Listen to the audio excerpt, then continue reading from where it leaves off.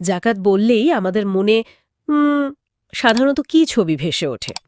বেশিরভাগ সময় উত্তরটা হয়তো এরকম আসে যে বছরে একবার ধনীদের সম্পদ থেকে একটা নির্দিষ্ট অংশ গরিব বা অভাবী মানুষকে দেওয়া, একটা নিয়মমাফিক বাৎসরিক দান, একটা আর্থিক দায়িত্ব আর কি। কিন্তু যদি বলি এই ধারণাটা জাকাতের পুরো ছবিটা না, মানে কোরআন একে আরও অনেক গভীর, আরও ব্যক্তিগত একটা প্রক্রিয়া হিসেবে দেখে। হ্যাঁ, এটা খুব খুব জরুরি একটা পয়েন্ট। কারণ এই যে প্রচলিত ধারণাটা, মানে যেটা শুধু সামাজিক কল্যাণ বা রিডিস্ট্রিবিউশনের দিকটা দেখে, সেটা জাকাতের কোরআনিক ধারণার একটা অংশ তো বটেই, কিন্তু সবটা নয়। এর ভেতরে যে একটা আত্মিক পরিশুদ্ধি, একটা মানসিক বদল, চারিত্রিক উন্নতির দর্শন আছে, সেটা কিন্তু প্রায় আলোচনার বাইরেই থেকে যায়। মনে হয় যেন শুধু টাকা দেওয়ার মধ্যেই আমরা আটকে গেছি। অনেকটা তাই। শতাব্দীর পর শতাব্দী ধরে শুধু এইটুকুই ফোকাসে থেকেছে, ফলে এর যে আসল স্পিরিট, সেটাই হয়তো আমরা ঠিক ধরতে পারছি না। তাহলে আজকের আলোচনায় আমরা ঠিক এই প্রচলিত ধারণার ভিতটাকেই একটু নাড়া দিতে চাইছি। আমাদের কাছে একটা উৎসের কিছু বিশ্লেষণ আছে যেটা এই বিষয়টাকে কোরআনের আলোয় দেখার চেষ্টা করেছে। উৎসের নামটা ছিল জাকাত, কোরআনের দৃষ্টিতে পরিশুদ্ধি ও আত্মিক বৃদ্ধি। আমরা এটার সাহায্যেই একটু গভীরে যাওয়ার চেষ্টা করব। হ্যাঁ, আমাদের লক্ষ্য হবে জাকাতের যে পরিচিত সংজ্ঞা, সেটার বাইরে গিয়ে এর আসল মানেটা খোঁজা। মানে কোরআন কিভাবে জাকাত শব্দটা ব্যবহার করছে, এর ভাষাগত মানে কি, আর কিভাবে এটা শুধু টাকা দেওয়ার চেয়েও অনেক বড় কিছু। বড় কিছু মানে এটা দাতার নিজের ভেতরের যে লোভ, কৃপণতা বা ধরুন আসক্তি, সেগুলো থেকে মুক্তির পথ। আর একই সাথে আত্মিক বিকাশের একটা শক্তিশালী উপায়। এটা একটা ট্রান্সফরমেশনের প্রক্রিয়া। আচ্ছা, চলুন তাহলে শুরু করি। প্রচলিত ধারণা আর কোরআনের ইঙ্গিতের মধ্যে মূল ফারাকটা কোথায়, সেটা দিয়ে শুরু করা যাক। সাধারণভাবে আমরা জাকাতকে দেখি ধনীদের থেকে গরিবদের কাছে টাকা বা সম্পদ যাওয়া হিসেবে, একটা বাৎসরিক কাজ। এর সীমাবদ্ধতাটা কোথায়? সীমাবদ্ধতাটা হলো, এটা জাকাতকে খুব একপেশিভাবে দেখে। মানে দাতা দিচ্ছে, গ্রহীতা নিচ্ছে, আর ফোকাসটা থাকে টাকার পরিমাণের ওপর। কিন্তু কোরআনে যখন জাকাতের কথা বলে, তখন জোর দেয় দাতার মনে কি চলছে, তার নিয়তটা কি, আর এই কাজের মাধ্যমে তার নিজের কি বদল হচ্ছে সেটার উপর। উদাহরণস্বরূপ যেমন ধরুন সূরা আল মুমিনুনের ৪ নম্বর আয়াতে, সেখানে মুমিনদের গুণের কথা বলতে গিয়ে বলা হচ্ছে, ওয়াল্লাযীনা হুম লিয-যাকাতি ফাঈলুন। আর যারা জাকাত পালনে সক্রিয়। আচ্ছা, এখানে এই ফালুন বা সক্রিয় শব্দটা কি খুব গুরুত্বপূর্ণ? এটা কি শুধু দেওয়ার চেয়ে বেশি কিছু? হ্যাঁ, ঠিক ধরেছেন। ফায়লুন শব্দটা এসেছে ফেল থেকে, মানে কাজ করা, সক্রিয় থাকা, লেগে থাকা। এটা শুধু একবারের কাজ নয়, বরং একটা নিয়মিত অভ্যাস, একটা জীবনের অংশ, একটা অ্যাক্টিভ প্রসেস। ও আচ্ছা। এটা ইঙ্গিত দেয় যে জাকাত কোনো বিচ্ছিন্ন ঘটনা নয়, বরং এটা ব্যক্তির চরিত্র আর আচরণের মধ্যে গেঁথে থাকা একটা কন্টিনিউয়াস প্র্যাকটিস, যা তাকে ভেতর থেকে পাল্টায়। এটা শুধু টাকা বের করে দেওয়া নয়, এটা একটা কাজ যা করতে হয়, সম্পাদন করতে হয়। এটা আসলেই অন্যরকম শোনাচ্ছে। তার মানে জাকাত একটা স্থির ডিউটি পালনের চেয়েও বেশি, এটা একটা ডাইনামিক প্রসেস। আচ্ছা, তাহলে জাকাত শব্দটার একেবারে মূল অর্থ কি? মানে এর ভাষাগত উৎস থেকে কি আমরা আরও কিছু জানতে পারি? অবশ্যই পারি। আরবি জাকাত শব্দটা এসেছে মূল ধাতু জা কাফ ওয়াও থেকে। এই রুটের অন্তত ৩টা প্রধান অর্থ আছে, যা জাকাতের কনসেপ্টটা বুঝতে খুব সাহায্য করে। প্রথম আর সম্ভবত সবচেয়ে গুরুত্বপূর্ণ অর্থ হল পবিত্রতা বা পরিশুদ্ধি। পবিত্রতা? হ্যাঁ, মানে নিজের আত্মা আর নিজের সম্পদকে নানা রকম অশুদ্ধি থেকে পাক করা। যেমন ধরুন লোভ বা কৃপণতা, অহংকার, কিংবা ধরুন অবৈধ বা সন্দেহজনক আয়, সম্পদের প্রতি একটা অন্ধ মোহ। এই সব থেকে নিজেকে আর নিজের সম্পদকে পবিত্র করা। পবিত্রতা, এটা তো প্রচলিত ধারণার চেয়ে অনেক গভীর কথা। আর অন্য অর্থগুলো? দ্বিতীয় অর্থটা হলো বৃদ্ধি বা বিকাশ, গ্রোথ। মানে এই পবিত্রতার ফলে বস্তুগত আর আত্মিক দুই দিকেই উন্নতি বা বৃদ্ধি ঘটে। কোরআনের দর্শনটা হলো, যা কিছু পিউরিফাই করা হয় তা কমে না, বরং বাড়ে। বাড়ে কিভাবে? সেটা হতে পারে সম্পদে বরকত আসা, অথবা আত্মার উন্নতি, মনে শান্তি আসা, নৈতিক বিকাশ হওয়া। আর তৃতীয় অর্থটা হলো আশীর্বাদ বা বরকত, মানে ব্লেসিং। পরিশুদ্ধ আত্মা আর পরিশুদ্ধ সম্পদ কল্যাণময় হয়, বরকতময় হয়ে ওঠে। তাহলে পবিত্রতা, বৃদ্ধি এবং বরকত, এই তিনটাই জাকাতের ধারণার সাথে জড়িয়ে আছে। এটা শুনে তো মনে হচ্ছে জাকাত শুধু সম্পদ বের করে দেওয়া নয়, বরং এটা নিজের ভেতরে আর বাইরে একটা পজিটিভ সাইকেল তৈরি করার মতো। একদম ঠিক। এটাকে একটা চক্রাকার পথ হিসেবে ভাবা যায়। এই চক্রটা হয়তো শুরু হচ্ছে আত্মিক সচেতনতা বা আল্লাহর প্রতি দায়িত্ববোধ থেকে। এই বোধটা মানুষকে তার সম্পদের মায়া কাটিয়ে দান বা ত্যাগে আগ্রহী করে। এই ত্যাগ বা দানের মাধ্যমে তার আত্মা আর সম্পদ পাক হয়। এই পরিশুদ্ধির ফলে তার মনে শান্তি আসে, সম্পদে বরকত আসে, মানে বৃদ্ধি ও আশীর্বাদ, যা তাকে আরও সচেতন, আরও কৃতজ্ঞ করে তোলে।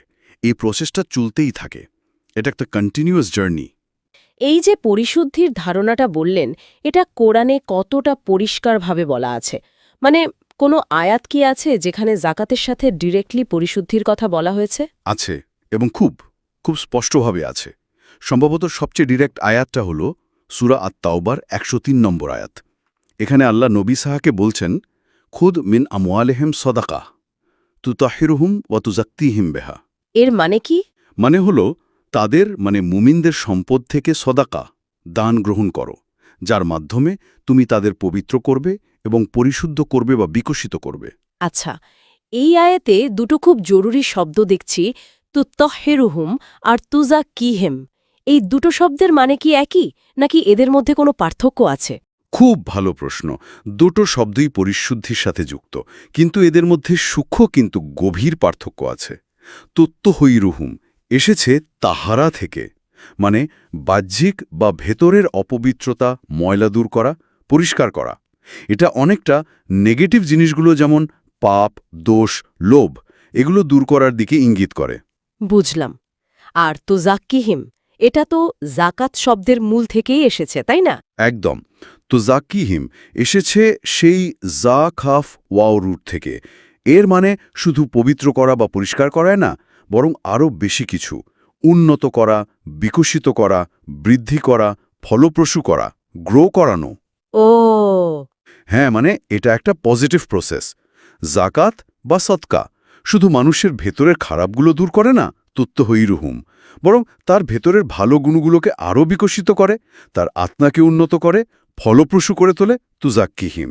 তার মানে এই আয়াতটা তো একদম পরিষ্কার বলছে যে জাকাত বা সদকার প্রাইমারি এবং মূল লক্ষ্য হল দাতার নিজের আত্মিক পরিশুদ্ধি আর বিকাশ। এটা শুধু গ্রহীতার উপকার বা সামাজিক সুবিচারের বিষয় না, বরং তার চেয়েও গভীরে গিয়ে এটা দাতার জন্য একটা স্পিরিচুয়াল এক্সারসাইজ। নিঃসন্দেহে আয়াতটা সরাসরি বলছে যে এই সম্পদ নেওয়ার উদ্দেশ্য হল তাদেরকে পবিত্র ও পরিশুদ্ধ বিকশিত করা। ফোকাসটা দাতার উপর। এটা এমন একটা অনুশীলন যা ব্যক্তিকে তার ভেতরের যে শৃঙ্খলগুলো আছে, লোভ, অহংকার, দুনিয়ার প্রতি অন্ধ টান, সেগুলো থেকে মুক্ত হতে সাহায্য করে। সম্পদটা এখানে একটা টুল বা মাধ্যম। ঠিক, যার সাহায্যে আত্মা পরিশুদ্ধ হচ্ছে, বিকশিত হচ্ছে। এই দিক থেকে দেখলে জাকাত গ্রহীতার চেয়েও যেন দাতা নিজের জন্যই বেশি দরকারি। এই বিষয়টা নিয়ে আরেকটা জিনিসও তো খুব চোখে পড়ে। কোরআনে বহু জায়গায় সালাত আর জাকাতের কথা একসঙ্গেই বলা হয়েছে, যেমন সূরা বাকারার ৪৩ নম্বর আয়াতে, ওয়া আকিমুস সালাতা ওয়া আতুজ জাকাতা, আর তোমরা সালাত প্রতিষ্ঠা করো এবং জাকাত আদায় করো। এরকম তো অনেক জায়গায় প্রায় ৩০ বারের বেশিই বোধহয়। হ্যাঁ, অনেকবার এসেছে। এই দুটোকে একসাথে বলার পেছনে কি কোনো বিশেষ কারণ আছে? অবশ্যই আছে। কোরআনে কোনো কিছুই তো এমনি এমনি বারবার বলা হয় না। সালাত আর জাকাতকে একসাথে বলার কারণ হলো এরা ইসলামের দুটো স্তম্ভ, আর এরা আধ্যাত্মিক আর সামাজিকভাবে একে অপরের পরিপূরক। এদের সম্পর্কটা খুব গভীর। কিভাবে? দেখুন, সালাত কি? সহজ কথায় সালাত হলো বান্দার সাথে তার সৃষ্টিকর্তার একটা ডিরেক্ট কানেকশন, একটা ব্যক্তিগত সম্পর্ক তৈরি করা আর সেটাকে রেগুলারলি রিনিউ করার একটা উপায়। এটা হলো নিজের ভেতরের দিকে, নিজের কেন্দ্রের দিকে ফেরা। তাহলে জাকাত কি সেই কানেকশনের ফল বা বহিঃপ্রকাশ? অনেকটা সেরকমই। যদি সালাত হয় সৃষ্টিকর্তার সাথে সংযোগ, তাহলে জাকাত হলো সেই সংযোগ থেকে পাওয়া শক্তি, সচেতনতা, পবিত্রতা দিয়ে নিজের ভেতরের জগৎ মানে আত্মা আর বাইরের জগৎ মানে সমাজ দুটোকেই পরিশুদ্ধ করার চেষ্টা। বাহ! সালাত আত্মাকে আলো দেয়, আর জাকাত সে আলো দিয়ে ভেতরের অন্ধকার, যেমন লোভ, কৃপণতা, আর বাইরের অন্ধকার, যেমন দারিদ্র্য, বৈষম্য, এগুলো দূর করার চেষ্টা। সালাত হলো শিকড়ের সাথে সংযোগ, আর জাকাত হলো সেই সংযোগের পুষ্টি দিয়ে নিজেকে আর চারপাশকে ফলপ্রসূ করা। তার মানে একটা ছাড়া অন্যটা যেন ইনকমপ্লিট। কেউ যদি নিয়মিতের মাধ্যমে আত্মশুদ্ধি আর সামাজিক দায়িত্ব পালন না করে তাহলে তার সালাত কি পূর্ণতা পায়, বা উল্টোটা? এটা একটা গুরুত্বপূর্ণ প্রশ্ন। আর কোরআনের এই একসাথে বলার ধরন দেখে মনে হয় এরা একে অপরের ওপর নির্ভরশীল। শুধু সালাত আদায় করা কিন্তু জাকাতের মাধ্যমে নিজের সম্পদ আর আত্মাকে পরিশুদ্ধ না করা, এটা হয়তো সালাতকে একটা নিছক রিচুয়ালে পরিণত করতে পারে। সালাতের আসল যে উদ্দেশ্য, আল্লাহর স্মরণ, তাকওয়া অর্জন, সেটা হয়তো পুরোপুরি আসবে না যদি মনে কৃপণতা বা সম্পদের মোহ থেকে যায়। আবার উল্টো দিকে কেউ যদি সৃষ্টিকর্তার সাথে সংযোগ মানে সালাত ছাড়াই শুধু দান করে যায়, সেটা হয়তো ভালো কাজ, সামাজিক কাজ, কিন্তু কোরআনিক অর্থে জাকাত বা আত্মশুদ্ধির সেই গভীর লেয়ারটা হয়তো সে পাবে না। সেটা হয়তো শুধু লেনদেন বা লোক দেখানো হতে পারে। আচ্ছা, কোরআনের দৃষ্টিতে আইডিয়াল হল দুটোই একসাথে চলবে, আল্লাহর সাথে সংযোগ আর সেই সংযোগের ফলে পাওয়া পবিত্রতা দিয়ে নিজের আর সমাজের পরিশুদ্ধি। এই সংযোগ আর পরিশুদ্ধির ধারণাটা আসলেই জাকাতকে দেখার পুরো দৃষ্টিভঙ্গিটাই বদলে দেয়। এখান থেকে মনে হচ্ছে জাকাতের মূল ফোকাসটা আসলে কত টাকা দেয়া হলো বা কে পেল তার চেয়েও বেশি জরুরি হল দাতার মানসিক অবস্থা আর সম্পদের প্রতি তার অ্যাটিটিউড। একেবারে ঠিক। কোরআনিক দৃষ্টিকোণ থেকে দেখলে আসল সমস্যাটা সম্পদ নয়, বরং সম্পদের প্রতি আমাদের যে আসক্তি, আমাদের মনের যে কার্পণ্য, আর এই যে একটা বোধ এইসব আমার, শুধু আমার, এই ভুল মালিকানার ধারণাটা। জাকাত এই আসক্তি আর এই অহংকার ভাঙার একটা পাওয়ারফুল স্পিরিচুয়াল টুল। এটা একটা পরীক্ষা। হ্যাঁ, এটা পরীক্ষা করে যে আমরা কি সম্পদের গোলাম, নাকি সম্পদ আমাদের নিয়ন্ত্রণে? আমরা কি শুধু জমাই, নাকি প্রয়োজনে ছাড়তেও পারি? এটা আত্মার জন্য একটা বিরাট পরীক্ষার ট্রেনিংয়ের মতো। এই যে আত্মশুদ্ধির কথা আপনি বলছেন, এই ধারণাটা কি কোরআনে অন্য কোনো প্রসঙ্গেও এসেছে? মানে যেটা সরাসরি আর্থিক জাকাতের কথা বলছে না, কিন্তু পরিশুদ্ধির একই মূল ভাবটা প্রকাশ করে? হ্যাঁ, এসেছে, এবং এটা জাকাতের বৃহত্তর অর্থটা বুঝতে খুব সাহায্য করে। যেমন ধরুন সূরা আশ-শামস এর 9 আর 10 নম্বর আয়াতে কি বলা হয়েছে? কদ আফলাহা মান যাক্কাহা ওয়া কদ খাবা মান দাসসাহা। এর মানে হলো অবশ্যই সফল হয়েছে সে যে তার আত্মাকে পরিশুদ্ধ করেছে, আর অবশ্যই ব্যর্থ হয়েছে সে যে তার আত্মাকে কলুষিত করেছে। এখানেও তো জাক্কা শব্দটা ব্যবহার করা হয়েছে, যেটা জাকাতের সেই একই রুট জাকাফ ওয়াও থেকে আছে, কিন্তু এখানে তো আর্থিক দানের কথা বলা হচ্ছে না। ঠিক ধরেছেন। এখানে জাক্কাহা বলতে বোঝানো হচ্ছে আত্মার সার্বিক পরিশুদ্ধি, মানে নৈতিক অবক্ষয়, খারাপ চিন্তা, মন্দ কাজ থেকে আত্মাকে পবিত্র করা, আর ভালো গুণ, সৎচিন্তা, ন্যায়পরায়ণতা দিয়ে তাকে উন্নত করা, বিকশিত করা। আচ্ছা, এটা প্রমাণ করে যে তাজকিয়া বা পরিশুদ্ধি কোরআনের একটা সেন্ট্রাল আইডিয়া, যা শুধু আর্থিক জাকাতের মধ্যে আটকে নেই, বরং আর্থিক জাকাত হল এই বৃহত্তর আত্মশুদ্ধি প্রক্রিয়ারই একটা খুব জরুরি অংশ এবং প্রকাশ। মূল লক্ষ্য হল আত্মার উন্নয়ন, যা শুধু টাকা দিয়ে মাপা যায় না। তাহলে আজকের এই আধুনিক যুগে যেখানে কনজিউমারিজম, মেটেরিয়ালিজম হয়তো অনেক বেশি, সেখানে জাকাতের এই কোরআনিক ধারণাটা কতটা প্রাসঙ্গিক? আজকাল তো আমরা দেখি জাকাত নিয়ে আলোচনা অনেক সময়ই হিসাব নিকাশ, কাকে দেওয়া যাবে, কাকে দেওয়া যাবে না, নিসাব কত, এই সব ডিটেলসের মধ্যেই আটকে থাকে। মূল উদ্দেশ্যটা কি হারিয়ে যাচ্ছে বলে মনে হয়? এটা একটা কঠিন প্রশ্ন। দেখুন, হিসাব নিকাশ, নিয়মকানুন এগুলো অবশ্যই দরকারি, যাতে জাকাত ঠিকভাবে আদায় হয়, ঠিক জায়গায় পৌঁছায়। কিন্তু যখন আলোচনা কেবল এই টেকনিক্যাল দিকগুলোতেই ফেসে যায়, আর জাকাতের যে মূল দর্শন, মানে আত্মশুদ্ধি, বৃদ্ধি, বরকত, লোভ থেকে মুক্তি, আল্লাহর প্রতি কৃতজ্ঞতা, এগুলো আর আলোচনার কেন্দ্রে থাকে না, তখন নিঃসন্দেহে এর মূল উদ্দেশ্যটা ব্যাহত হওয়ার একটা ঝুঁকি থাকে। কোরআন তো জাকাতকে দেখেছিল একটা হোলিস্টিক জীবন দর্শন হিসাবে, একটা নিয়মিত আত্মশুদ্ধি ও সামাজিক দায়বদ্ধতার প্র্যাকটিস হিসাবে, শুধু একটা বাৎসরিক ফাইন্যান্সিয়াল ট্রানজ্যাকশন হিসাবে নয়। বর্তমান সময়ের অনেক বিতর্ক বা জটিলতা হয়তো এই মূল কোরআনিক স্পিরিট থেকে কিছুটা সরে যাওয়ার ফলেই হচ্ছে। তাহলে আজকের কনটেক্সটে এই আত্মশুদ্ধি আর সামাজিক দায়বদ্ধতার অনুশীলনটা কেমন হতে পারে? আমরা কিভাবে জাকাতের এই গভীর অর্থটাকে আমাদের জীবনে কাজে লাগাতে পারি? এর প্রয়োগ অনেকভাবেই হতে পারে। যেমন প্রথমত, সচেতনভাবে অতিরিক্ত ভোগ অপচয় এগুলো কমানো। নিজের প্রয়োজন মিটিয়ে যা বাঁচে তা শুধু জমিয়ে না রেখে অন্যের ভালোতে ব্যবহার করার একটা মানসিকতা তৈরি করা। দ্বিতীয়ত, সমাজে যারা পিছিয়ে আছে, কষ্টে আছে, তাদের উন্নয়নে অ্যাক্টিভলি অংশ নেওয়া। এটা শুধু টাকা দিয়েই হতে হবে তা না, হতে পারে নিজের সময় দিয়ে, শ্রম দিয়ে, মেধা বা পরামর্শ দিয়েও। আচ্ছা। তৃতীয়ত, নিজের ভেতরের যে অহংকার বা নিজেকে বড় ভাবা, অন্যকে ছোট করে দেখা, এই মানসিকতাটা ত্যাগ করা। জাকাত আমাদের শেখায় যে সম্পদ আল্লাহর দান, এতে অহংকারের কিছু নেই। চতুর্থত, আরও বড় পরিসরে যদি ভাবি, পরিবেশ রক্ষা করা, ন্যায়বিচার প্রতিষ্ঠা করা, সমাজে শান্তি আর সম্প্রীতি রক্ষায় ভূমিকা রাখা, এগুলো এক ধরনের পরিশুদ্ধির কাজ, যা সমাজকে উন্নত করে, নিজের আত্মাকেও। এগুলো জাকাতের মূল চেতনার সাথেই যায়। তার মানে আপনি বলতে চাইছেন জাকাত শুধু একটা নির্দিষ্ট পরিমাণ অর্থ নির্দিষ্ট কিছু খাতে দেওয়াই নয়, বরং এটা একটা লাইফলং চেষ্টা, নিজের চিন্তা, আচরণ, লাইফস্টাইলকে পরিশুদ্ধ আর উন্নত করার একটা চলমান প্রক্রিয়া। একদম। এটা একটা টোটাল ফিলসফি। অর্থ দেওয়াটা এর একটা খুব জরুরি আর বাধ্যতামূলক অংশ, কিন্তু এর আত্মাটা আরও অনেক বড়, জীবনকে পবিত্র আর উন্নত করার একটা নিরন্তর সাধনা। এই পুরো আলোচনা জুড়ে একটা বিষয় কিন্তু খুব জোরালোভাবে উঠে এলো, সেটা হলো জাকাতের মূল ফোকাসটা যেন দাতার নিজের পরিশুদ্ধি আর আত্মিক উন্নতির ওপর। আমরা সাধারণত ভাবি জাকাত দিলে গ্রহীতা উপকৃত হয়, সমাজে দারিদ্র্য কমে, কিন্তু কোরআনের দৃষ্টিতে আসল বেনিফিশিয়ারি বা আল মুস্তাফিদকে, এটা কি আসলেই দাতা নিজেই? কোরআনের মেসেজটা বিশ্লেষণ করলে তো সেদিকেই খুব স্ট্রং ইঙ্গিত পাওয়া যায়। অবশ্যই জাকাতের মাধ্যমে গ্রহীতা সরাসরি উপকার পান, সমাজে ইকোনমিক ব্যালেন্স আসে, মানুষের মধ্যে ভাইচারা বাড়ে, এগুলো খুবই জরুরি উদ্দেশ্য, অস্বীকার করার উপায় নেই। কিন্তু কোরআন যখন জাকাতের রিওয়ার্ড বা ফলাফলের কথা বলে, তখন বারবার দাতার স্পিরিচুয়াল গেনের উপর জোর দেয়। যেমন ধরুন সূরা আল-লাইল এর ১৭ থেকে ২১ নম্বর আয়াতগুলো যদি দেখি, সেখানে বলা হচ্ছে ওয়াসাইয়ুজান্নাবুহাল আতকা আল্লাযী ইউতি মালাহু ইয়াতাযাক্কা ওয়ামা লিআহাদিন ইনদাহু মিন নি'মাতিন তুজজা ইল্লা ইবতিগাআ ওয়াজহি রাব্বিহিল আ'লা ওয়ালাসাউফা ইয়ারদা।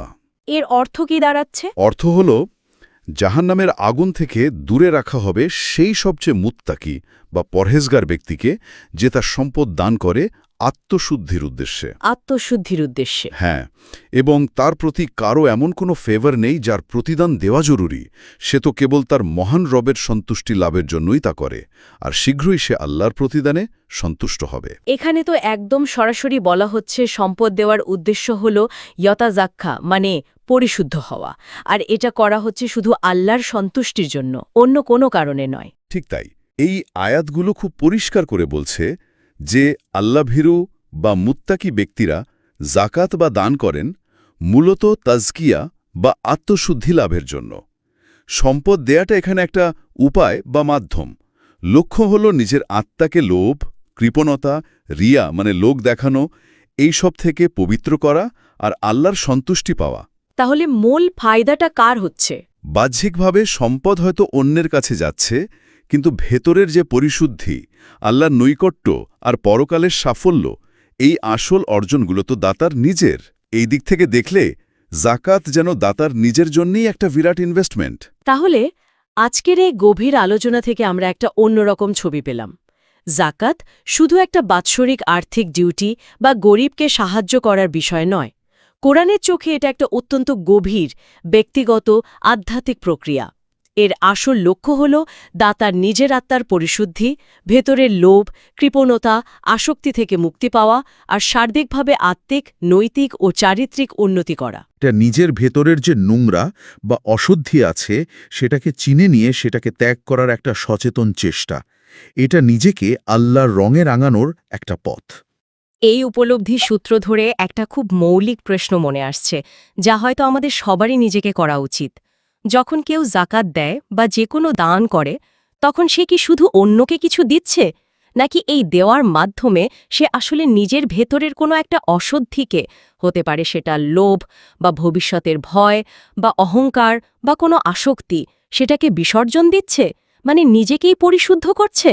এবং যদি জাকাতের আসল কোরআনিক লক্ষ্য হয় নিজের আত্মার তাজকিয়া, নিজের ভেতরের উন্নতি, নিজের মুক্তি, তাহলে এই কাজটার মাধ্যমে আসলে কে কাকে দিচ্ছে? সম্পদ হয়তো হাতবদল হচ্ছে, অন্যের প্রয়োজনও মিটছে, কিন্তু পরিশুদ্ধির যে অমূল্য অর্জন, যে আত্মিক শান্তি আর বিকাশ, সেটা তো দাতার নিজেরই হচ্ছে। এই ভাবনাটা জাকাতকে দেখার পুরো অ্যাঙ্গেলটাই পাল্টে দিতে পারে। একদম। সত্যি এই প্রশ্নটা আমাদের সবার ভাবনার জন্য রেখে গেলাম। আমরা যখন জাকাত দিই তখন কি এই আত্মিক পরিশুদ্ধির দিকটা, এই ভেতরের রূপান্তরের সম্ভাবনাটা মাথায় রাখি, নাকি কেবল একটা সামাজিক বা ধর্মীয় নিয়ম পালন করেই আচ্ছা হয়ে গেছে ভেবে সন্তুষ্ট থাকি? এই গভীর আত্মজিজ্ঞাসা নিয়েই আজকের আলোচনা শেষ করি।